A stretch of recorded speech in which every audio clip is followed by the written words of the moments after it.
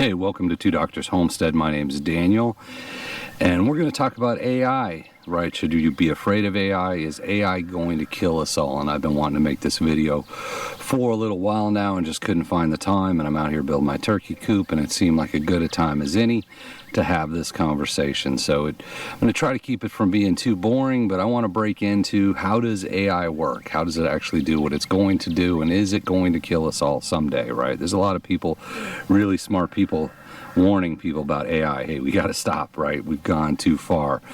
So let's talk about it. Let's talk about AIs, and I'm going to try to break it down without getting too boring, too technical, keep it consumable. Think Sunday cartoons, right? So here we go. So hey, how does AI work, right? The first thing is neural networks. Like what's a neural network, right? So imagine you're getting ready to cross the street, right? And you're at the corner of the street and you look left and you look right, and your eyes, right? Your eyes are telling us, hey, there's no cars coming, so it's probably okay to cross the street. Then you've got your ears and you're thinking, hey, do I hear sirens? Do I hear an ambulance coming? Is there the sound of a car coming really quick that maybe I'm not seeing? Right, so your ears are gathering information that's different than what your eyes are gathering, and it's feeding into your brain. And maybe it's a winter day and there's ice on the ground and you feel with your feet, oh, this is super icy and slippery. So your feet are also gathering information, and that's all feeding into your brain. Totally different information. Your brain's able to take that information and say, okay, it's not icy, I don't see a car, I don't hear a car, it must be okay to cross the street. So that's a neural network, right? Gathering disparate information, different things running, different programs all running at the same time, gathering information, and your brain's got to pull it all together and kind of compare and contrast and say, hey, I hear a car, but I don't see a car. So I'm going to go with the ears and say, I hear something, let's take a second and figure out what that is, right? So there's checks and balances in our own neural networks, right? Think about driving a car. If you're driving a car and you're driving, but hey, your friend's with you and you guys are listening to music, and then your friend starts talking and you're listening to music and your friend's talking and you're trying to drive the car, right? And you're listening and your friend's talking and then you're like, oh shoot, I need to text. I forgot to tell them where we're going. So then you start texting and you're driving and your friend's talking and the radio's going. And you're like, oh, but my Starbucks. So then you're drinking your Starbucks and you're driving and you're fixing your makeup and your friend's talking and you get in a wreck, right? Because our brain has a limitation on how much it can process at the same time, right? So that's our neural network. Our neural network has that limitation. Computers not so much, right? Their neural networks can process a lot of things at the same time. I hate to use the word infinite, right? There are restrictions on things like processing power, but a lot more than we can, right? So what's a neural network in a computer? If you look at the computer that beat Go, it's able to run multiple programs simultaneously, all doing different things, looking at different things, checking each other, looking at the board, looking at the pieces, looking at the moves, predicting the next move, predicting the last move, right? It can have 10, 20, 30 things running simultaneously, cross-checking, checking each other, gathering all that information instantly and making a decision. So in that sense, inevitably a computer neural network is probably going to be better than ours, because ours will tap out, right? We just can't drink coffee, doing makeup, talking on the cell phone, talking to our friend when we're driving a car. All right, we're going to wreck. Computer's not going to wreck, right? And that's some of the technology behind self-driving cars. Part of that AI is it has all these different sensors, cameras, and radar, and all this other stuff running simultaneously to gather information and say, yep, we're good, stay in this lane. It can do distance calculations. It can do all that stuff automatically, and it's awesome. Right, well, self-driving cars probably not going to kill us all, right? Let's look at ChatGPT, right? It's a language modeling program. It's super hot right now. Everybody loves ChatGPT. We're on version 4. I think 5 just released, or 5 is about to release. Like, how does that work? How does it write? How can a computer write stuff, right? Right now you search on the internet, you go on Google, it's going to find a result, it's indexed the internet, all the web pages out there, and it knows keywords, and it's like, okay, so you're looking for dogs. Hey, here's an article on dogs, and some of it's probably sponsored because they got to make some money. Well, ChatGPT is not doing that. It's not searching the index, it's writing. So how does it write? And part of it is back to that idea of a neural network. And let me kind of break it down. Something behind the neural network so you understand how ChatGPT works, so you see, hey, there's no reason to fear ChatGPT. GPT, right? So, or is there, right? So we're going to go there. So one of the parts of the neural network, so how does a computer write a paper? And it's actually gotten really good at it. They're saying it can pass the bar exam, right? Computers just got really good at writing papers. So this is language modeling, how language modeling works. So first thing is an n-gram analysis. If you've seen predictive text on your phone, you type the, and your phone maybe gives you 3 words. Did you mean the car? Did you mean the cat? Did you mean the pickle? Right? Going to the store. It's doing that predictive text. So what it does is it has a list of common words that are used. It does that regression analysis and says, hey, the most likely word after the is cat. So we're going to say the cat, right? And then what's the next most likely word? So the n-gram, right, unigram, n-gram, there's different techniques. That part of the neural network is just going predictive, what's the next word, right? Well, your phone is kind of based on the words you use. Well, imagine if when you're doing that n-gram analysis, you had access to every book ever written, right? Or, you know what, you can do it contextually. Hey, I'm going to write a legal paper, so I have access to every legal paper ever written. And what's the next likely word that's going to happen after the? Well, you're still going to get some garbage, right? And that's not all that's running. So the next one is bidirectional. So now you're checking every word forward, and then you're checking every word backwards and saying, what's the most likely next word going to happen, right? And then you have exponential, and you have continuous space. So now you're looking at a word and saying, you know, if you asked about dogs, we're going to throw some dogs here, and we're going to throw some dogs here, and we're going to tie the space between those words and do the analysis on those words, right? Do that continuous space analysis, do what they call entropy and chaos analysis. So if you wrote a paper, said the dog went to the store, the dog likes the store, the dog got the bone at the store, it's going to be really boring because you keep reusing dog and you keep reusing store in every sentence. So what it can do is it does chaos, it does entropy, and says, hey, you're using dog too much, so we're going to switch it out. You're using store too much, we're going to switch it out. Another one is sentiment analysis. That's another thing likely running in that neural network. What sentiment analysis does is if I said I love you, that we could say love, that's 10 points. That's really good. If I say I hate you, that's 1 point. That's really bad. And they've created really complex dictionaries rating words against emotions, but it can say, I hate you, that's a 1, so that's a bad, right? That's bad, and I love you is a 10. So it can cross-check itself with sentiment analysis, check against every paper ever written. As I said, it's gotten really good at writing papers, right? It can write papers, it can write, they say it can pass the bar exam. All these things put together, plus many more. That's not all that's in the neural network of something like ChatGPT, but the end result is computers can write. And if they can write, they can talk, right?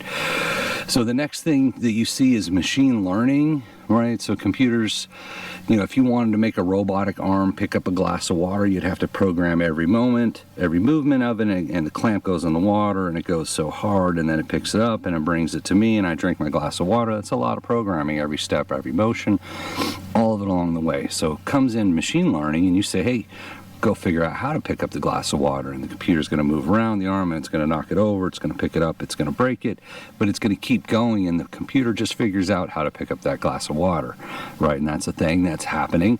It does regression, it does probability, it does trial and error, and that's pushing towards AGI, right? And we're seeing that now. AGI could be advanced general intelligence, artificial general intelligence. You see the term AGI, but it's machines learning how to do things on their own, either through trial and error, or they see their things like watching YouTube videos, the little robotic arms, like, oh, I'm going to watch a YouTube video and see the arm moves over here and it moves over there and I'm moving my hand down. It's actually happening, right? It's happening right now. So why is all this good? What's good about it? Well, gathers information for you. They just connected ChatGPT to the internet, so now it has access to everything on the internet. It has all sorts of books and knowledge they talk about when they talk about training AI. Well, if you want the AI to be able to write a legal paper, it's got to consume a bunch of legal documents to do its analysis and probabilities, figure out what words should go where. So they figured it out, and it works great, right? So it's good because it can answer questions, right? You ask it a question, and it's not just going to Google search for an article somebody wrote. It's actually going to digest all that knowledge and try to feed it back to you, right? So you're going to get more unique answers. You're not just going to get something somebody wrote on the internet, right? You can't trust anything on YouTube or the internet. But here we are, right? Well, how many people like writing papers? There's some, right? There's authors, there's novelists. There are people that like writing papers. I'd say most people probably don't. You know, certainly if you're looking at school, how many people enjoyed writing essays? Well, you don't have to do it anymore, right? Because ChatGPT is going to write those papers for you. AI is also really good at doing art, so they're able to, once again, through machine learning, through the training, through all the different algorithms, they can draw pictures now, and it can actually check itself and say, does that look like an apple? Here's an apple. Nope. How about now? How about now? And it could do that a million times in 10 seconds and say, hey, there you go. There's a great apple, right? We already talked about self-driving cars. That technology's coming. Can gather the information, read the sensors, and steer the car. Some of that's already there. Some of it's coming along. So why is it good? That's all great stuff. Nobody has to write papers anymore. You don't have to hire lawyers anymore because AI is going to do it all for you, right? You're going to sit on the couch and the robot's going to come in and it's going to bring you your nachos that it just made fresh, and it's going to bring you your beer, and you can just watch TV all day, and AI is going to do it all, right? Clean your house, and then they're going to perform surgery. They're going to do the manual labor, and it's going to be a utopia. Or a dystopia, right? And that's the other side, right? Why is it bad? Why are people afraid? We should all just love and embrace AI. It's going to do everything for us. Well, right now we talked about writing papers, right? Well, as it is right now, and say in 5 years and 10 years where AI is writing all the papers, well, if you're in school, you're probably not going to write your papers anymore. You're going to go to ChatGPT, you're going to ask the question. I see people playing with it a lot, playing with it at work and other places, looking at, hey, what can this write? And it's actually really good at writing computer code too, which is a little scary, and that feeds into the next thing we're going to say. But since it's writing the paper for you and it's not just copying something off the internet, plagiarism becomes a lot harder to detect, right? But so does things like fraud and bias and confusing people, because they're starting to inject some bias into things like ChatGPT, where, hey, you know, if they ask about this, maybe don't tell them about that. Or, you know, we're going to, you know, you've seen those internet fact checkers out there. So they're going to start building that into ChatGPT or programs like it. Not putting down ChatGPT, don't sue me. But it's going to have potentially, there's this potential for a bias. And now this thing you're trusting for all your knowledge already has the bias built in of the creators, and all the papers that we write and turn in at school and everything else we're reading is already automatic bias, no more fact checking, right? Ultimately, what happens? Well, people start to lose the ability to write, you know. And if you think I'm joking, when was the last time you did math in your head, right? You get out your cell phone, you got your calculator, you're doing your math there. Can you still do complex equations in your head? Probably not. You know, I'll do basic math on my cell phone. You see me doing it all the time, because why not? It's right. It's there. It's a calculator. Brains are lazy. Well, if we can't do math anymore because we got a calculator, what happens when we can't write anymore? You know, you got a spell checker already. And in a lot of ways, language modeling programs are about as dangerous as a spell checker on steroids. But when you got that spell checker, you're really trying to spell words, or you just kind of letting the spell checker catch stuff, right? You know, so there's a certain laziness, there's a certain risk that comes along with it of people are going to get lazy, they're not going to know how to write papers anymore, and they're just going to believe what the AI said because the AI said it and it's smarter than me, right? Because it probably is, right? If it can pass the bar exam, I can't pass the bar exam, but it has access to all this great information. So you look at things like job losses potentially coming down the road, you know, between 3% and 15% of people drive for a living, depending on where you're at. Well, when you start seeing self-driving cars, self-driving trucks, those jobs are gone. What about education? They're already doing language modeling program tutors for kids. At what point does it just become the teacher, right? And then there's a lot of other jobs where you speak, telemarketers, legal lawyers, paralegal. I'm already seeing stuff where they're saying a lot of the entry-level legal work is now being pushed off to AI. So it's going to be harder to get into the law when your computer can just write that legal paper for you, right? And it's probably better than what some people could write. Other areas where people write, like magazines, you see things where magazines are saying they're laying off people because, once again, if your job is to write an article and I can just go to the computer and tell them, write me an article, it just writes you that article. Why would you pay someone to do that? So there's the job loss side. But then what's the other dark sides, some more dark sides, more things you wonder like, maybe this isn't good for society. And there's predictive analytics, and I'm going to do a video, I think, on risk management, predictive analytics, and how we should incorporate that into things like prepping in our daily lives. But this is massive scale predictive analytics. Think pre-crime, right? What if you ask the AI, hey, show me everybody that could go bad, and it starts pulling names out because it's done all this analysis and all this data, right?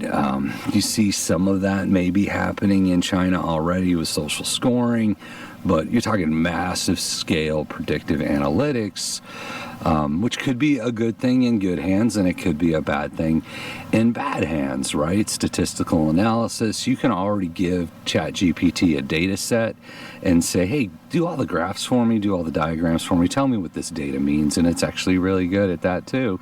So it can do statistical analysis, it can do predictive analytics, it can write papers, it can write code. And once again, if it can write, it can speak. And the writing code is a little bit scariest, and we're going to jump into that. So AGI, artificial general intelligence, advanced general intelligence, it's when you start getting more human capabilities. It's when the AI starts doing things we didn't teach it to do. Once again, there's the regression analysis, there's machine learning, and they're seeing that now. Once again, we saw a thing where I think it's the Google robot is starting to do stuff they didn't teach it to do, right? Because we all want robots living in our houses, doing the dishes, folding the laundry. Well, part of that is a robot that learns how to do stuff and just kind of does stuff on its own, so they don't have to sit at the factory and train it how to do dishes. They just show it a couple YouTube videos, it goes out and learns how to do dishes. Well, when they're sounds great, right? Well, what happens if it learns how to do something that we don't want it to do? We can't really control that. Or maybe we can, we're certainly going to try, but are they trying, right? They're going beyond the programming, they're just learning how to go ahead and do stuff.